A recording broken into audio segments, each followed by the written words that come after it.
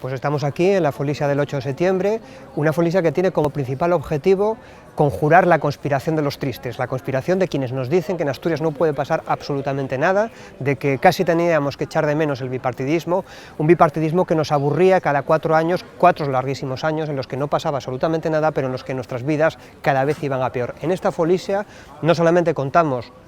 con representantes institucionales, con simpatizantes, con mucha gente que se ha acercado de toda Asturias, sino también con invitados que vienen de fuera, de todo el Estado, como Nagua Alba, Xavi Domene, Carolina Vescansa, personas que están aquí para compartir con nosotros un momento político que se está jugando en las elecciones vascas, en las elecciones gallegas, pero que también tiene que ver con un proceso de investidura en el que cada vez queda más claro que ni ellos son capaces de formar gobierno, ni nosotros de momento somos capaces de llegar todo lo lejos que nos hubiese gustado, pero ahí sigue el partido abierto, ahí sigue el partido en disputa y lo que tenemos que seguir es pensando cómo avanzar puestos en esa situación, porque la situación, las razones objetivas que nos trajeron a hacer lo que estamos haciendo no han cambiado. El otro día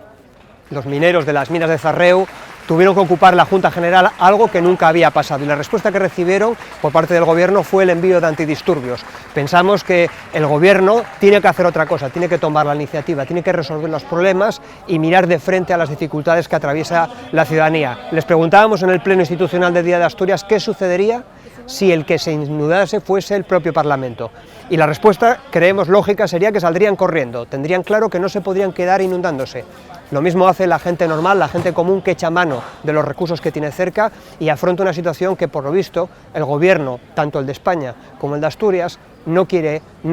afrontar como debería.